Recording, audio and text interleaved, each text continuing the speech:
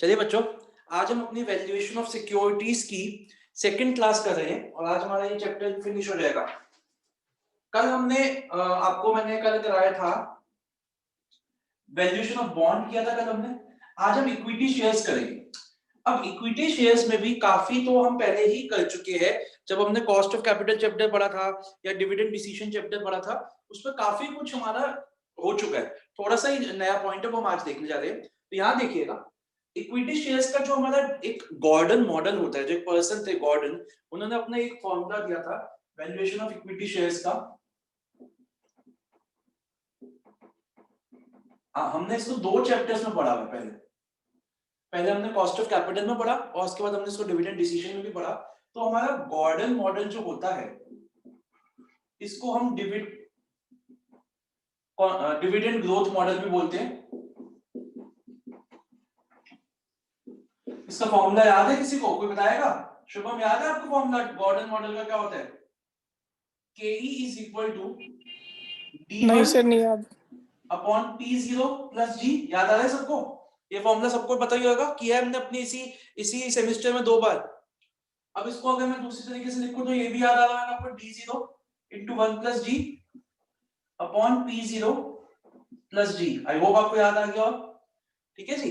इस फॉर्मूले की जो दिक्कत है वो सिर्फ इतनी सी है कि ये फॉर्मूला, जैसे नाम से ही पता चल रहा है, डिविडेंड ग्रोथ मॉडल, ये फॉर्मूला तब सक्सेसफुल है, ये फॉर्मूला तब वर्क करता है जब हमारा जो ग्रोथ है, जो हमारी ग्रोथ है शेयर्स में, वो कांस्टेंट हो। जैसे हर साल 5% की जो डिविडेंड में ग्रोथ है, हर साल 5% की है कंपनी की या 6% की, कोई भी, वो कांस्टेंट हो। अगर हर साल डिविडेंड की ग्रोथ अलग अलग होगी तो हमारा ये फॉर्मूला वर्क नहीं करेगा। आई रिपीट, इस फॉर्मूले की जो एक ड्रॉबैक है वो ये है, ये फॉर्मूला सिर्फ और सिर्फ तब वर्क करेगा जब हमारी जो ग्रोथ है ऑर्गेनाइजेशन की, कंपनी की, वो कांस्टेंट हो। हर साल 5% से कंपनी ग्रो करेगी, हर साल 6% से कंपनी ग्रो करेगी, तब तो ये फॉर्मूला सही है, वर्क करेगा। लेकिन अगर ऐसा नहीं होता तो ये फॉर्मूला हमारा वर्क नहीं करेगा। तो आज हम यही देखने जा रहे हैं कि जब हमारी ग्रोथ कांस्टेंट नहीं है तो हम इस फॉर्मूले को कैसे मॉडिफाई करेंगे।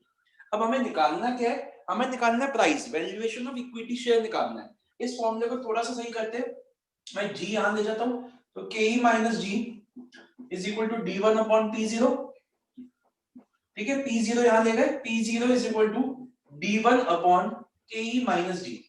ठीक है ना, ये फॉर्मूला है हमारा। हम इस फॉर्मूले को अपने क्वेश्चंस के साथ ही मैं आपको सिखाऊंगा कि हम कैसे इस फॉर्मूले को मॉडिफाई करेंगे जब हमारी ग्रोथ जो है वो कांस्टेंट ना हो। अभी आप इतना कॉपी करिए, फिर हम एक 4 क्वेश्चंस करने हैं, हमारा चैप्टर फिनिश हो जाएगा। जल्दी से कॉपी करिए।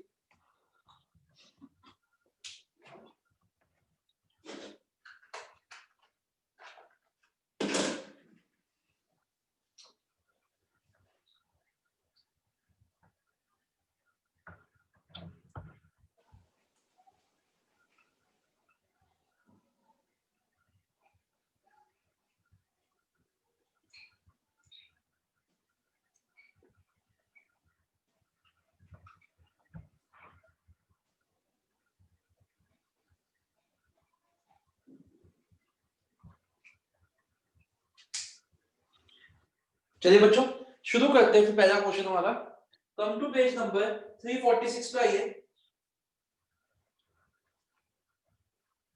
और इलस्ट्रेशन नंबर 17.4। 346 illustration number 17.4। तो पेज नंबर 346।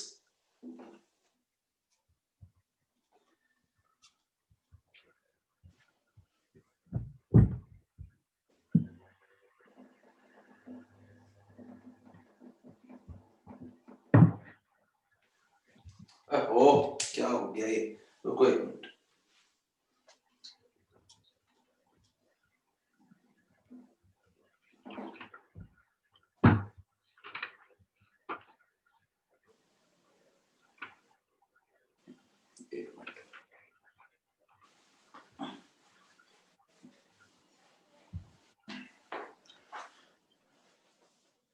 देखिए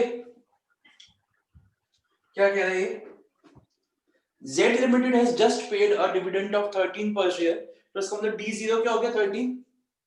As a part of its major reorganization of its operations, it has stated that it does not intend to pay dividend for the next 2 years, 2 साल तक कोई dividend नहीं देगा.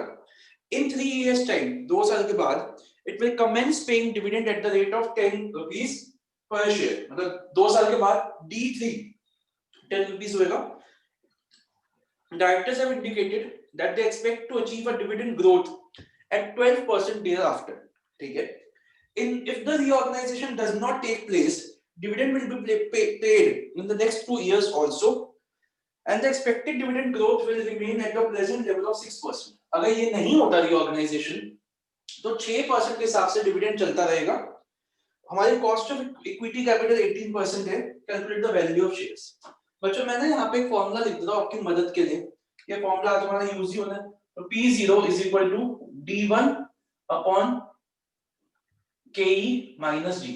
यही formula है ना. अब देखिए पहले मैं लिखता हूँ अगर रीऑर्गेनाइजेशन नहीं होती, if the reorganization does not take place, if the reorganization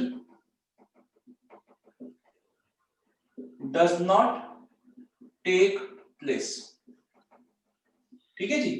अगर रीऑर्गेनाइजेशन नहीं होती तो हमारा P0 क्या है? D1 upon KE minus D. D0 into 1 plus D upon KE minus D. D0 कितना है? हमने D दिया कितने का? 13 रुपीस का. और हमारा डिविडेंड कितना देने का मन है अगर ये रीऑर्गेनाइजेशन नहीं देती होती? 6%.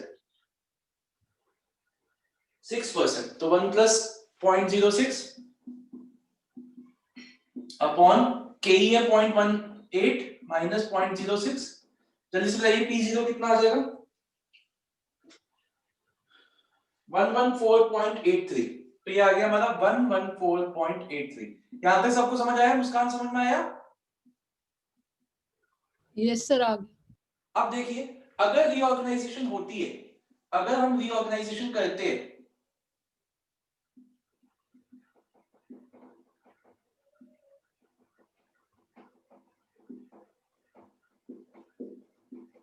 तो देखो हम 2 साल तक कोई डिविडेंड नहीं देंगे, 2 साल के बाद डिविडेंड देंगे. अब इस फॉर्मूले को देखो, ये फॉर्मूला कहता है P0 is equal to D1 upon KE minus D.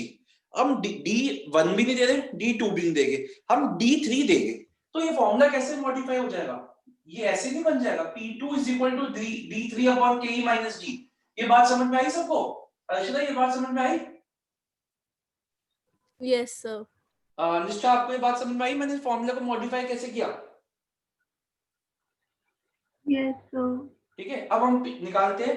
तो D3 कितना है? 10 रुपीस. उसने कहा है ना कि तीसरे साल से हम 10 रुपए का डिविडेंड देंगे अपॉन 0.18 माइनस अगर रीऑर्गेनाइजेशन होती है तो हमारा ग्रोथ रेट कितना दे रखा है? 12%. तो ये कितना आ जाएगा? ये आ गया 166.67. 166.67. लेकिन ये तो 2 साल बाद का रेट है ना. ये तो 2 साल के बाद का रेट है. तो इसकी हम प्रेजेंट वैल्यू निकाल लेंगे. प्रेजेंट वैल्यू ऑफ P2 कितना निकलेगा? प्रेजेंट वैल्यू ऑफ P2 166.67 को 18% जो हमारा KE है 2 साल के लिए PVF फैक्टर से मल्टीप्लाई कर देंगे. तो बताइए मेरे को PVF फैक्टर 18% का 2 साल के लिए कितना होगा? बताइए जल्दी से. 18% का PVF फैक्टर 2 साल के लिए 1 डिवाइड बाय 1.18. ये आ गया 0.718.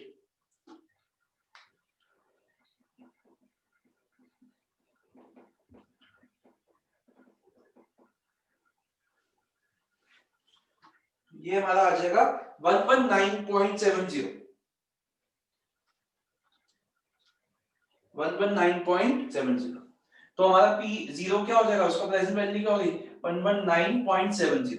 देखिए किसमें ज्यादा है? इसमें ज्यादा है. दोनों केस में हमने आपको बता दिया. इसका मतलब अगर जो कंपनी है वो रीऑर्गेनाइजेशन करती है तो it will be at a benefit, क्योंकि उसका जो प्राइस है वो बढ़ जाएगा. और अल्टीमेट एम तो प्राइस बढ़ाना ही होता है. मोहित समझ में आया? Yes sir. शुभम आपको? Yes sir. तो पीवी बताना 166.67 का आपने किससे कौन से पीवी मैम वो KE जो होता है ना KE 18%, उसको 2 साल के पीवीएफ से किया ना, Yes, 2 sir. साल बाद का रेट है, तो आज का रेट निकालने के लिए 2 साल के पीवीएफ से मल्टीप्लाई कर दिया।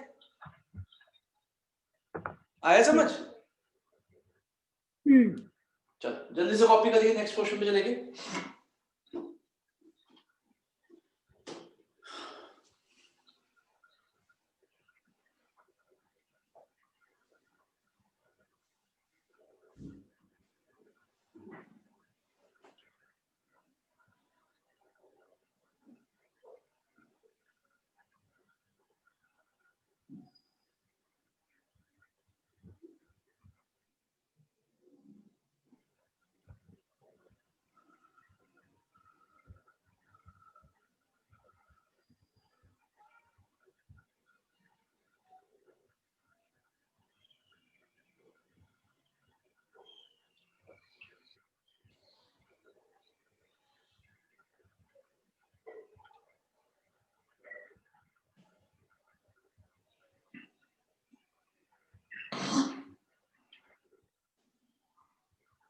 हो गया, चलिए हटा दो मैं इसको।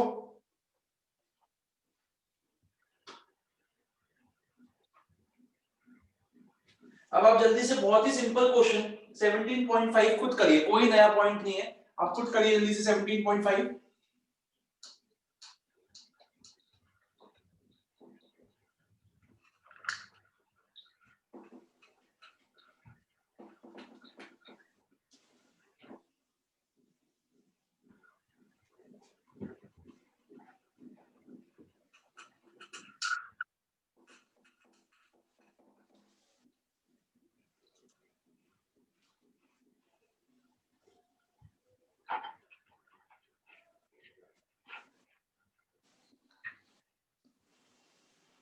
जल्दी से करिए 17.5, कोई भी नया पॉइंट नहीं है।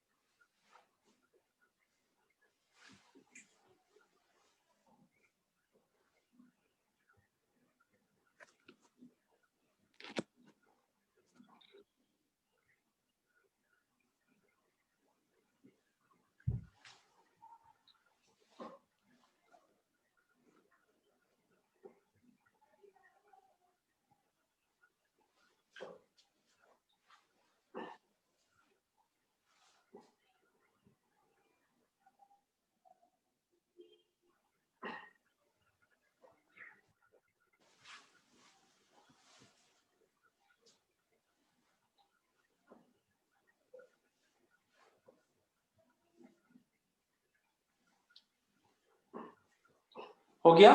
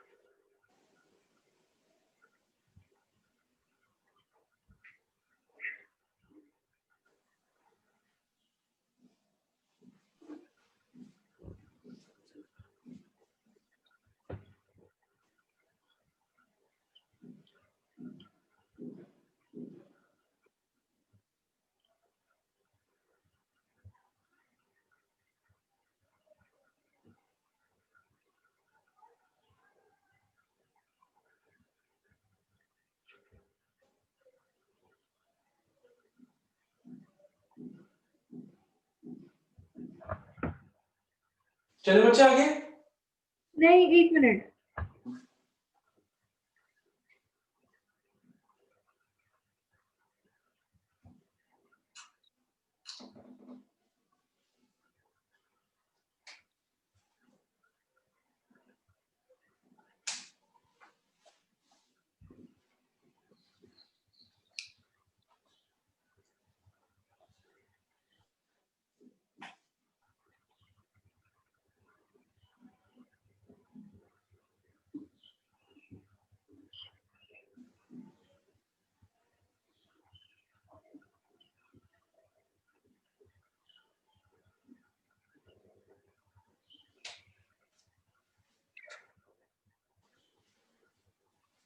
शिवानी आपका हो गया? हाँ जी सर। निशा हो गया? तो बस 1 मिनट। ठीक है, कर लो, बता देना। तो जो 3% का फॉल लेंगे वो हम 8% के राइज वाले से लेंगे ना? क्या 8% का? क्या क्या कह रहे हो? Rises to 8%? हाँ, क्या कह रहे हो आप? जो हम फॉल लेंगे 3%, तो हम तो 2 से नहीं 3% हो लेंगे गया, ना? बस वो 3% हो गया जी, ग्रोथ रेट। अच्छा, फॉल्स 2 है, फॉल्स बाय नहीं है। ठीक है। वो कैसे? ठीक बेटो, बच्चे एक एक और फॉर्मूला आपको पता ही है, मतलब हमने किया है। एक रेशियो होता है जिसको हम कहते हैं प्राइस अर्निंग रेशियो। अगर पीई रेशियो, अगर मैं इसकी एक्सपेंशन करूं तो ये होता है एमपीएस अपॉन ईपीएस। तो अगर हमें पीई रेशियो पता है और हमें ईपीएस पता है, तो हम एमपीएस निकाल सकते हैं शेयर का। तो ये हमारा नया तरीका है एक और निकालने का, price of equity share. 17.6 question में इंपॉर्टेंट मार्क करिए, 7 की भी इंपॉर्टेंट है। Calculate the value of equity share. आपको इक्विटी शेयर दे रखी है 20 रुपीस के 50 लाख। एक बात बताइए, और आपकी अगर वीडियो 50 लाख रुपए है और एक शेयर 20 रुपीस का है, तो मेरे को बताइए कितने शेयर्स हो जाएंगे, नंबर ऑफ शेयर्स कितने हो जाएंगे? 50 lakh divide by 20, number of shares 2.5 lakh हो गए। Number of shares 2.5 lakh.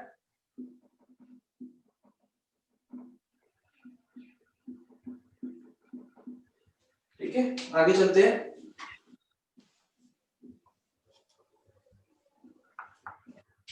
आगे reserves and surplus 5 lakh, 15% loan है, 12% पे लोन है, fixed assets investment, operating profit दे रखे है ईबीआईटी। तो ईबीआईटी हमारे को दे रखा है 25 लाख।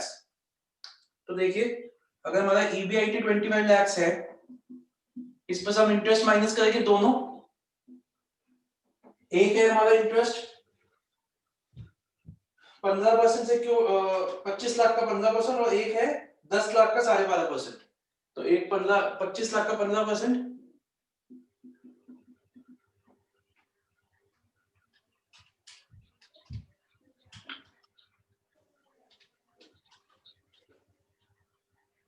थर्टी लाख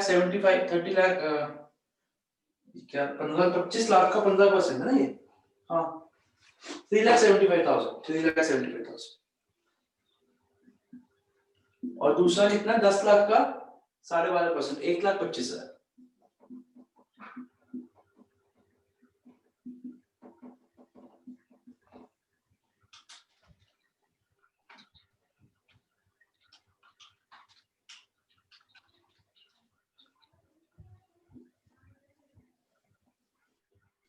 बीस लाख आ गया। अब हमारे शेयर्स हमने कितने निकाले थे अभी? अच्छा, टैक्स भी है। टैक्स कितना है इसमें? 50% का टैक्स रेट दे रखा है।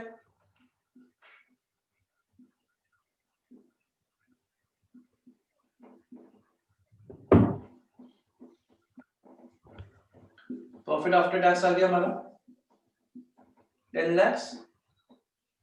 अब हम नंबर ऑफ शेयर्स ईपीएस निकाल लेते हैं।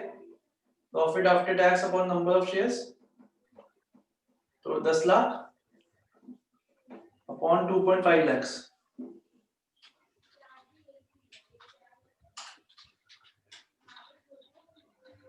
4 रुपीज आ गया। ईपीएस 4 रुपीज आ गया। पीई रेशियो कितना दे रखा है? पीई रेशियो 12.5 दे रखा है। तो अगर पीई रेशियो 12.5 है, तो एमपीएस अपॉन 4, तो इसका मतलब हमारा एमपीएस कितना आ गया? 50 रुपीज। ये सबको समझ में आया? शुभम समझ में आया? हाँ जी Shubham. Ritvik? Yes sir. Okay, जल्दी से कॉपी करिए इसको।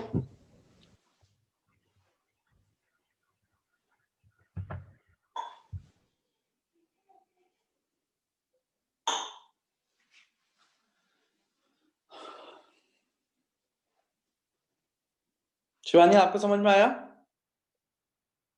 हाँ जी सर। जल्दी कॉपी करिए, हमारा एक क्वेश्चन बचा है बस।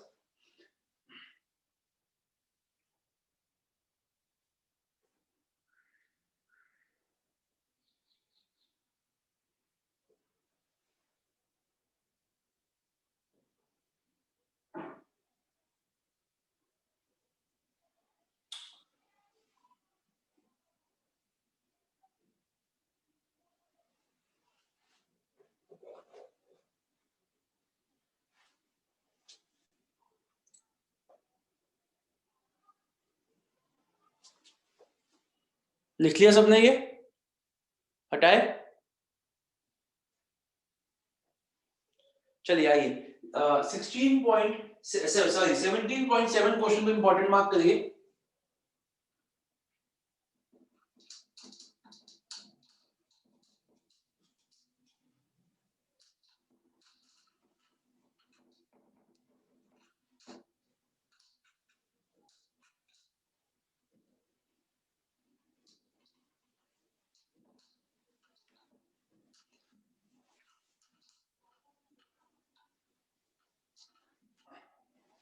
देखिए, an investor has invested his savings in a company from whom dividends are expected to grow at 20% for 15 years and thereafter 7% forever. Find out the value of equity share given that the current dividend per share is ₹1 and the required rate of return is 9% to the investor. देखो बच्चों, मैंने आपको क्या कहा था कि ये जो हमारा फॉर्मूला है ये तब वर्क करता है जब हमारे जो शेयर की ग्रोथ है वो कांस्टेंट है। अब अगर इसमें क्या है कि पहले 15 साल के लिए तो 20% है, उसके बाद जाके 9% है, शायद 9 या 7% है, 9 उसके बाद जाके 7%। तो जब वो 15 इयर्स से 7% हो जाएगी, मतलब जो हमारा 15 इयर्स है वहां से जाके जब ये 7% वाली हो जाएगी तब तो ये हमारा वर्क करेगा, लेकिन पहले 15 साल जो हमारे है उसमें ये वर्क नहीं करेगा। तो हमें क्या करना पड़ेगा, पहले हमारे को क्या करना पड़ेगा, 15 साल का डिविडेंड निकालना पड़ेगा, उनकी एक शेयर की क्या वैल्यू हुई, जो उस पर डिविडेंड मिलेगा हर साल वही हुई और प्लस उसका जो मार्केट प्राइस होएगा। अब देखिए हम क्या करेंगे, इसमें प्राइस कैसे निकालेंगे, dividend present value of dividend for the period when the growth rate is different plus present value of the price when the growth rate becomes constant। मतलब क्या हुआ इसका सर, जब हमारा शेयर का प्राइस, जब हमारा शेयर का जो ग्रोथ है वो 7% की हो जाएगी इंडेफिनिट 16 से, तो हम P15 निकाल लेंगे, P15 is equal to D16 upon KE minus G। इसके बाद तो ग्रोथ फॉरएवर एक है, यहां हो जाएगा। अब हम 15 साल के डिविडेंड निकालेंगे, 15 साल के डिविडेंड के निकाल के हम प्रेजेंट वैल्यू निकालेंगे सबकी, उन सबको ऐड कर लेंगे, ठीक है। ऐसे ही P15 जो हमारा P15 आएगा उसकी भी हम प्रेजेंट वैल्यू निकाल लेंगे, उसको भी ऐड कर देंगे, ये सारी प्रेजेंट वैल्यूज मिला के हमारा क्या बना देगी, हमारा प्राइस बना देगी। तो पहला इसको फॉर्मूला लिख लीजिए, मतलब फॉर्मूला कुछ नहीं है, मैंने आपको बस समझाया है, इसको लिख लीजिए, फिर मैं आपको एक टेबल से बताता हूँ कि हम कैसे करेंगे इसको।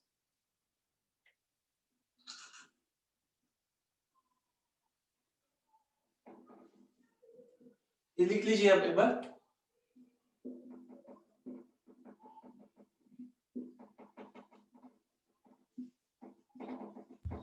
सर इसमें PVAF क्यों नहीं यूज करेंगे, क्योंकि वो तो सेम ही है। नहीं है ना सर, हर साल 20% बढ़ रहा है, हर साल। अच्छा ठीक है। अगर हर साल नहीं होता तो PVF लिख लेते ना, पहले 15 साल के लिए हर साल 20% बढ़ रहा है, उसके बाद 7% कांस्टेंट हो जाएगा। तो यार हर साल बढ़ रहा है ना, इसलिए PVF नहीं यूज कर सकते। ठीक है सर।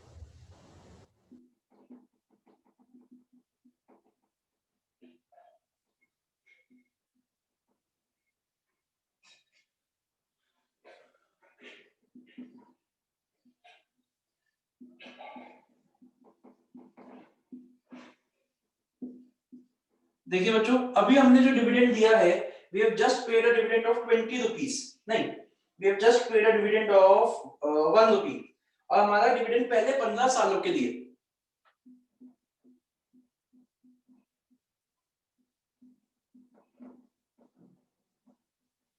15 सालों के लिए 20% बढ़ेगा।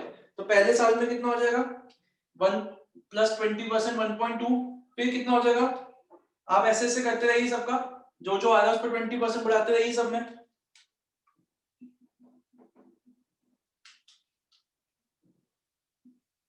थ्री डेसिमल प्लेसेस तक।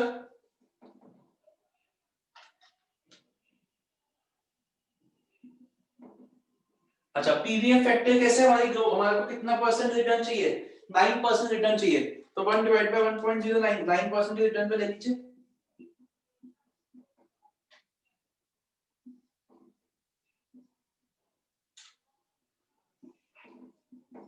पहले आप ऐसे 15 निकाल के प्रेजेंट वैल्यू निकाल के मेरे को प्रेजेंट वैल्यू बताइए जल्दी से। शुभम समझ आ रहा है? हाँ जी सर। मुस्कान यस सर। जल्दी से पहले सारे डिविडेंड्स की प्रेजेंट वैल्यू निकालिए।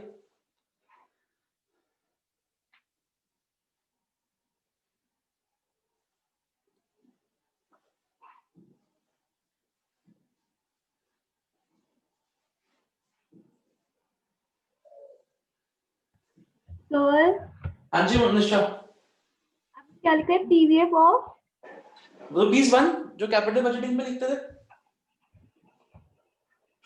इसमें मैं नॉर्मल प्रेजेंट चार्ज निकालना है, उसमें वो वाला फॉर्मूला लगेगा ही नहीं। कौन सा फॉर्म लगेगा? ना जब कांस्टेंट हो जाएगा यहां से लगेगा, इसके बाद 15 साल के बाद लगेगा, लगाएंगे वो भी। ठीक है, जब फॉर एवर के लिए ग्रोथ सेम हो जाएगी तब वो फॉर्मूला लगता है, 15 साल के बाद लगेगा। ठीक है।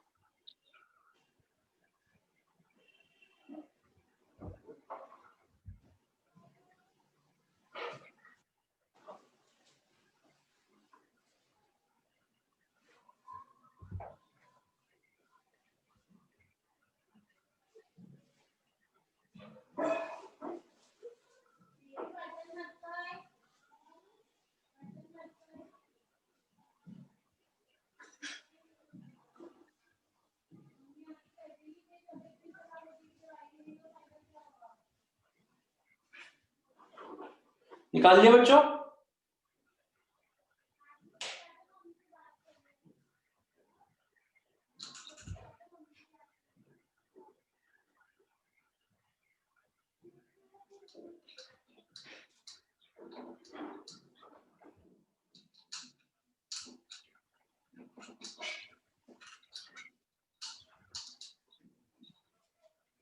कितना आया बताइए मेरे को? 15 साल की डिविडेंड की प्रेजेंट वैल्यू कितनी आई?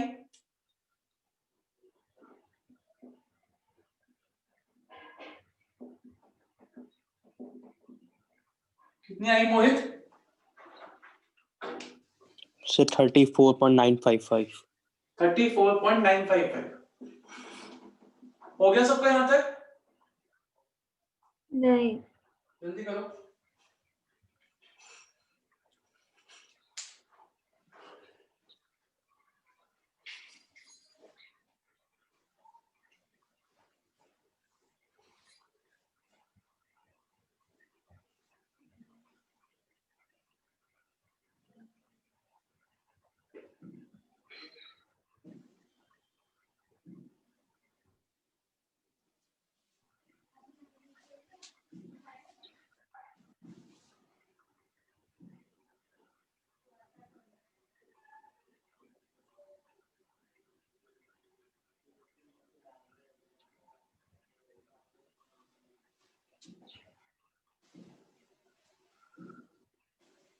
हो गया निष्ठा?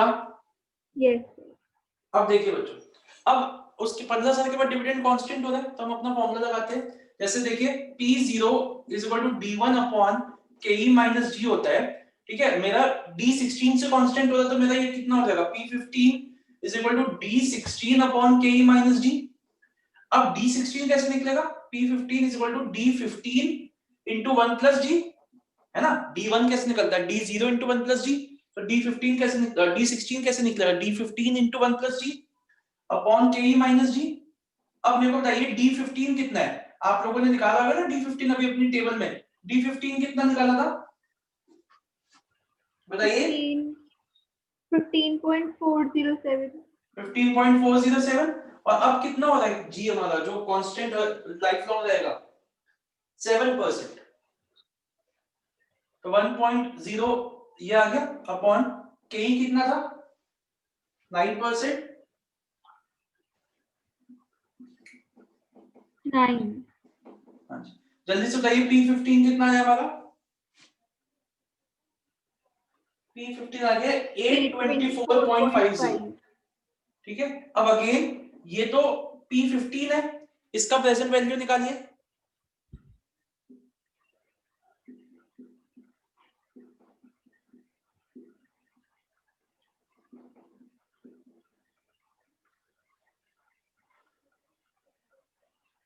.275। तो 9 पे कितने उसके लिए क्या 16 ना 9% फॉर 16 years। नहीं 15, P15 है ना, 15 साल के बाद का रेट का आज निकालते हैं 15, तो ये आ जाएगा हमारा 226.74, P15 है ना बेटा। अब देखिए, अब हमारी प्राइस क्या हो गया, प्राइस ऑफ इक्विटी शेयर, जो आपके डिविडेंड्स थे, present value of all the dividends plus present value of P15।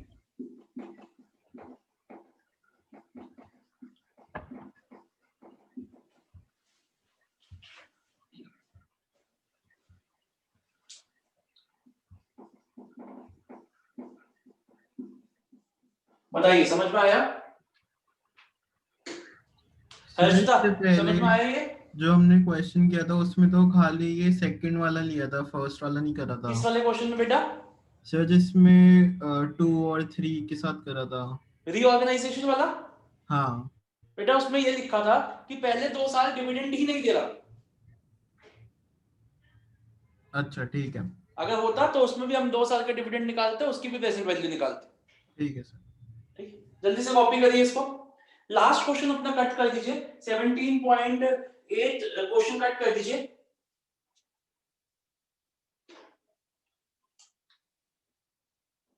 जब ये हो जाए तो मेरे को बता दीजिएगा।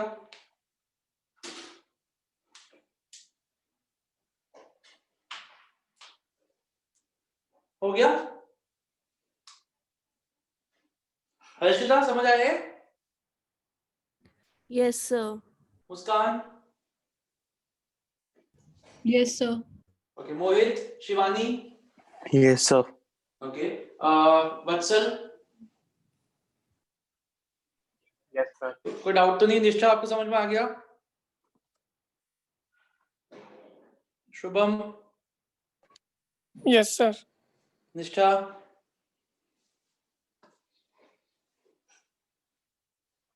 हो गया सबका? अच्छा बच्चों, अब ऐसी एक बात मेरे को आपसे करनी है कि दिसंबर में मेरे को छुट्टी लेनी है 2-3 पहले में ही, फर्स्ट वीक में ही। तो मैं आपकी, जैसे आज भी क्लास खत्म हो गई, 40 मिनट्स भी नहीं हुई, मैं कल रखूंगा आपकी क्लास एक 40 मतलब मैक्सिमम 1 आवर, वो तो कभी होगी नहीं, 1 आवर से कम में ही खत्म हो जाएगी। हम नया चैप्टर कैप वो वैल्यू ऑफ फॉर्म शुरू करेंगे, ठीक है। टाइम मैं बता रहा हूँ, रुक जाओ एक मिनट मुस्कान, पहले मुझे बोलना था, अगर आपको कोई दिक्कत आएगा आप बताना। मैं टाइम कोई अलग अलग नहीं रख रहा, मैं शाम का ही टाइम रखा हूँ, जो टाइम पे हमारी क्लासेस अभी होती है 4 बजे। मुझे नहीं लगता कि कल 4 मत, बजे आपको कोई सुबह रख दिक्कत लो होगी किसी को। अब बताइए सर, सुबह रख लो कल। अच्छा, एक मिनट रुको। बेटा कल क्लास तो होगी, मेरे को अब नहीं, शाम को पहले आप अपना मुस्कान बताओ, मैं ना चेंज नहीं करना चाहता टाइम बिल्कुल भी। सर कहीं कोटे जाना पे है मुझे, इसलिए कह रही हूँ। क्या है कल? कहीं जाना है। कल कितने बजे जाना है आपको? 3 बजे। 3 बजे नहीं हो सकता, बिल्कुल मैनेज नहीं है, मतलब बिल्कुल ही नहीं है, कोई पॉसिबिलिटी नहीं है। नहीं नहीं, अच्छा चलो और सर बताइए, कितने और किसी बजे को सीख दिक्कत है? करेगा? हाँ जी, क्या कह रहे हैं? कितने बजे का कह रहे हो आप? मैं तो 4 to 5 ही कह रहा हूँ। ठीक है। ठीक है, अच्छा इतनी देर से मैं पूछा, समझ आया? उसका कोई जवाब नहीं दिया। निशा मैंने प्लीज जवाब मैनेज करो यार, 3 से 4, सॉरी मेरे को सुबह दिक्कत आएगी, 4 से 5 एक दिन मैंने कहीं बाहर हो तो वहीं देख लेना अगर हो सके तो। है मुस्कान पॉसिबल? वो नहीं सॉरी मतलब मुस्कान ना, कहीं जाना है कहीं। नहीं मैं कह रहा हूँ जाना है वहां पे, पॉसिबिलिटी है कोई देखने की? नहीं सर, बाहर जाना है कहीं, घर नहीं जाना किसी। अच्छा चलो, तो आप फिर एक बार रिकॉर्डिंग देख लेना, ज्यादा कल मैं इजी टॉपिक ही कराऊंगा, मुश्किल नहीं है, अगर आपको दिक्कत आए तो मेरे से पूछ लेना फिर, ठीक है। चले, कोशिश करना का कर सको, नहीं कर सको तो आप एक बार रिकॉर्डिंग देख लेना, अगर उसको कोई दिक्कत आएगी तो आप मेरे से पूछ लेना। मैं ज्यादा नहीं कराऊंगा कल, मैं छोटी क्लास रखूंगा 40-45 मिनट्स की, ठीक है, ये मैक्सिमम होगी, तो इतनी मुश्किल नहीं आएगी आपको। चलिए, तो कल हम बच्चों 4 to 5, मैक्सिमम 5 है, वैसे 5 तक नहीं जाएगी क्लास। कल मैं छोटा कॉन्सेप्ट कराऊंगा, एक नया चैप्टर शुरू करना। अब हमारे 2 चैप्टर बचे, एक वैल्यूएशन ऑफ फर्म जिसमें 5 क्लासेस लगेगी, 1-1 घंटे की मैक्सिमम। मैं कराने को मैं 3 में भी करा सकता हूँ, लेकिन मैं इसको धीरे कराऊंगा क्योंकि वो बहुत इंपॉर्टेंट चैप्टर है आपके पॉइंट ऑफ पेपर के पॉइंट ऑफ व्यू से, इसलिए मैं 40-40 मिनट्स की 5 क्लासेस रखूंगा। इसमें एक्चुअली 4 थ्योरीज है जो हमें करनी है, प्लस एक कॉन्सेप्ट है, तो कराने को एक दिन में 2-2 थ्योरी हो सकती है, लेकिन मैं ऐसे नहीं कराऊंगा, मैं हर थ्योरी का एक इंडिपेंडेंट क्लास रखूंगा, तो आपको बिल्कुल दिक्कत नहीं आएगी। आप देख लेना कल 4 to 5, 4:45 मैक्सिमम 5, कल हम मिलते हैं। और मैं ये चाह रहा था कि जल्दी से कोर्स हो जाए, फिर एक बार जो चैप्टर मुश्किल थे, जैसे कैपिटल बजटिंग मुश्किल था, या और भी 1-2 चैप्टर, वो मैं रिवीजन करा दूं, ठीक है। और शायद दिसंबर में मेरे को एक तो छुट्टी लेनी पड़े, इसलिए मैंने इस वीक आपकी थोड़ी क्लासेस बढ़ा दी। तो कल मिलते हैं 4 o'clock। अगर हो सके मुस्कान तो मैनेज कर लेना, नहीं हो तो आप वीडियो देख लेना, नहीं समझ आया तो मेरे से पूछ लेना, ठीक है। चलो कल मिलते हैं 4 to 5। ओके बेटा, बाय बाय।